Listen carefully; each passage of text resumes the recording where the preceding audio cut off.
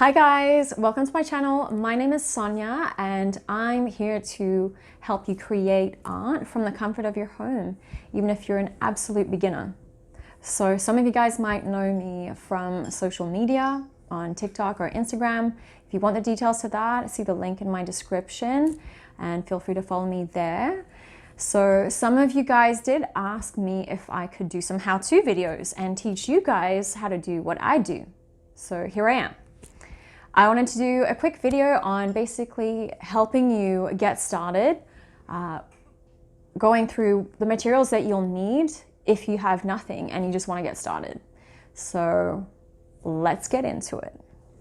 This is a fan brush. So a fan brush obviously looks like a fan, and you'll use it for blending. So when you blend a lot of colors together. Not what I use particularly often, but it can come in handy sometimes. The most common one, the round brush. So this is obviously called a round brush because it is round. It has a rounded tip. And this comes in handy because you can use the tip to get a smaller, a thinner line, and you can obviously press it to get a thicker line. And it's not angled or sharp or anything, so you can actually do a lot with these. They're very versatile and they come in different sizes. This is another round brush, but much thicker than this one. This is a bright. This type of paintbrush I use a lot because see how thick wide it is? It actually, you can paint a straight line quite easily with that and it'll be quite sharp. So if I'm doing like a horizon or a line of any sort, I'll use something like this. It's also pretty short. It's not the longest. There's a brush very similar to that, and it is this one. This is a flat brush. So in comparison to the length of the paintbrush, the bristles are quite long. They tend to be longer in proportion to a bright, but they pretty much do the same thing. It's just much longer and more fluid. Yeah, these are very common brushes as well that you're going to use a lot if you are choosing to paint. Similar to a flat or a bright, you have the angled brush. So instead of having short or long and like a flat, sharp tip, it's on an angle, obviously, hence the name. You're going to use this more for sharp lines, any sort of architectural landscapes, because you can use them both this way and obviously straight, on an angle or straight. I actually don't use these a lot in my work because I don't really come across a need for it, but there you go. This is a little cheapy. Also in the same family, you'll have a Filbert. This is a Filbert, and as you can see, it's similar to my bright over here, except it's shorter and it's rounded. So the cool thing about these is you can do a lot of rounded corners, a lot of rounded like curves, curvy lines. If you're doing like clouds, for example, or like leaves, anything that involves like a rounded shape, but flat, you still want to paint a flat surface. These are good for that. So this is a Filbert. So you'll get a lot of variations of flat brushes, and especially, you know, if this isn't going to cut it and I'm doing a big background, like I really want to paint a large surface, let's say I want to do a blue sky, you know, I'll probably use one of these to just paint all of the background and then paint whatever I need to over the top. Or even if I'm using a varnish when I've finished my work, I might use something like this. Depending on the size, depending on how thick I need the line or the surface to be, I'll use whichever one of these. I've actually used this one to apply black gesso and kind of wrecked my brush. But yeah. So, you know, when it gets to something like this. Obviously, when some of my brushes are kind of old, guys, like if it gets like this, you could throw it away. If it gets that mangled and nasty, like honestly, with these, I think the reason why I keep them is I keep them for applying things that don't really need, I don't need a good quality brush for, and I don't care if I wreck my brush. So if I'm applying like glitter or like a gel, I'll tend to use an old brush that I don't particularly care about, and I'll rinse it. It's still clean, it's just not in great condition, but I still use these to apply gels and things like that. So that's just me. You can also get a stroke or a round brush that's like a precision brush. So really thin ones like this are great for doing details. So you're working on an eye or an eyelash or just really, really detailed stuff. These are great. I love the precision. These are an imitation sable. Yeah, I love using precision. I think it works really well. Then you've got some palette knives. Now these are really good for applying especially heavy body or high viscosity paint, and you want to create almost like an impasto effect, or you're applying gels, or you want to like scrape on some paint like Bob Ross style. Shout out to him. Yeah, these are really great, and you can get some better quality ones. I know I have a metal one somewhere, but honestly these plastic ones have lasted me quite a long time, and you can usually get them in a set. You can get metal or plastic, doesn't really matter, especially if you're starting out. There's no point in spending a lot of money on materials when you can just buy a bunch of these pretty cheaply at any art store. So yeah, palette knives. You can also use them for mixing colors if you're mixing a lot of paint and you're creating a color. These are good.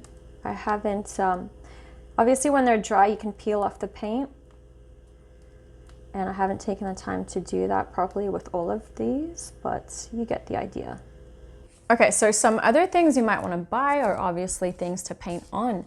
You can buy canvases such as this one. You can usually buy them in a pack. I believe this size is 16 by 20. And I usually find a pack for like 20, 25 bucks at my local art store. Yeah, and if you're starting out, you don't have to get the best one. There are different prices. Most of them are primed, so you don't have to add gesso. They'll be pre-primed. And in case you're wondering, what do I use to mix my paints? What sort of palette will I need?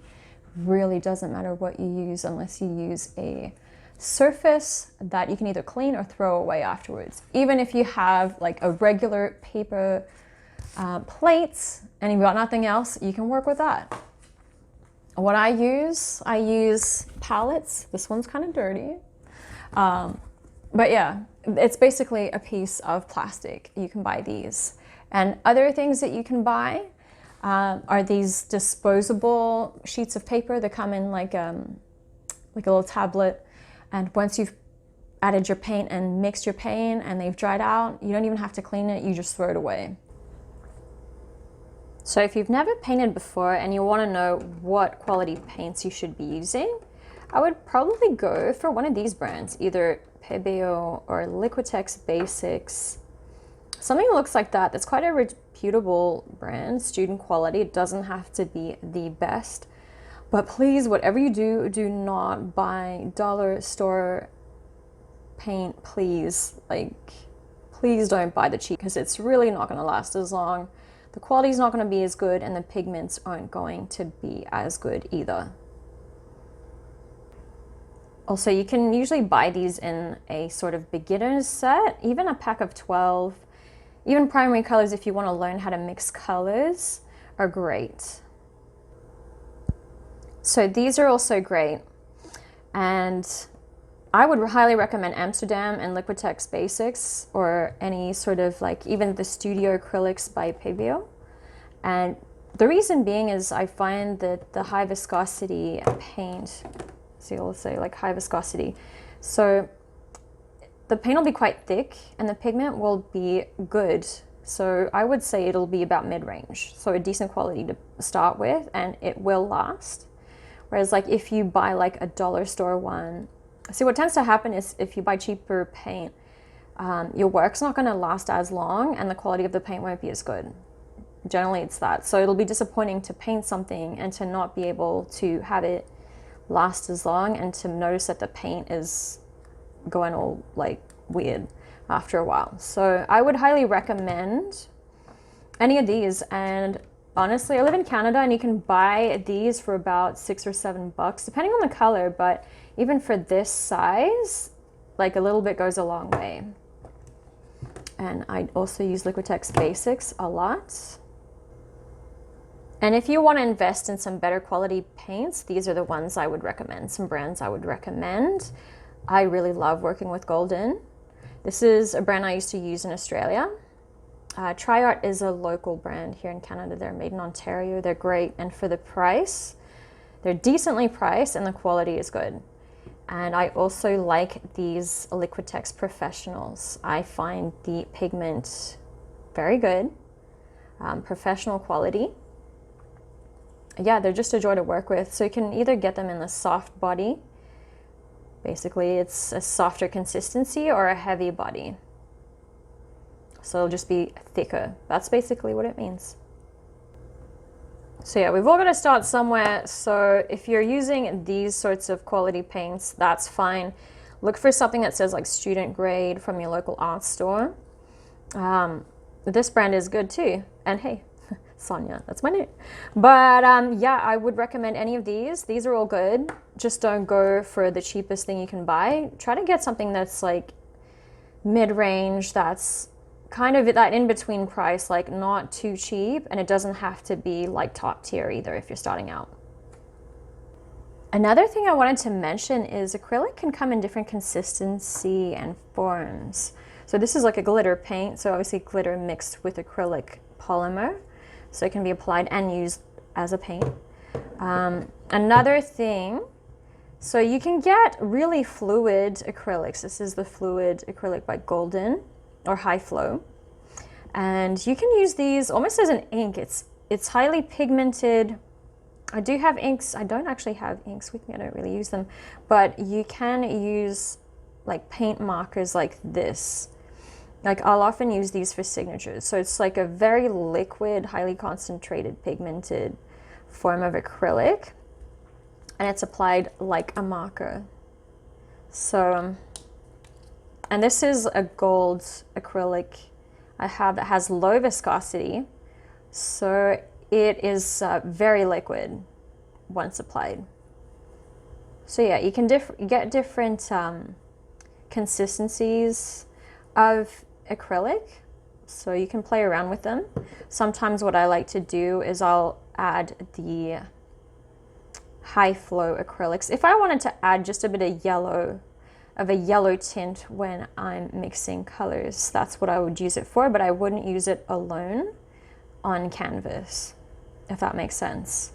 So this could be used for different things, but I would probably for now stick to the ones I've shown you that are more high viscosity and more of a thicker consistency if you want to learn how to paint. I personally think that art is for everyone. So if you've never done any painting or drawing or art before, it's okay. I do believe that it's a great way to release stress and anxiety, and a great way to also express yourself. It really is a way for me to let myself go and let my imagination go. And I believe anyone could use that. You know, it shouldn't be just because you're good at art or you went to art school. I believe anyone can do art, anyone can paint, anyone can draw, and that skills can be learned. So I'm here for you. Yeah, I forgot to mention this is actually a makeup brush, but because I couldn't find my regular fan brush, but I wanted to show you what it looked like. But honestly, if you're ever in a pinch, if you're trying to save a bit of money and you have some makeup brushes lying around, they actually do work as paint brushes. So It's kind of an art hack for you. Brushes come in different sizes, as different variations of the ones I've shown you. This has to be my favorite. I love Raphael. This is a texture, a synthetic, whoops, camera. I don't know if you can see, synthetic, super heavy body paint. I love using this for acrylic, and I just find it so versatile. I love that it has enough bounce, you know, it's quite firm, and I find it quite easy to clean and easy to work with. Yeah, all of those are really good options. And don't let this idea of like, oh, I don't have this thing or I don't have the best thing hold you back. The best thing to do is just to start. So I'll do some more videos on like simple tutorials very soon. So if you enjoyed this video and found it helpful, please like and subscribe, and stay tuned for more how-to videos and painting tutorials. Thank you. Bye.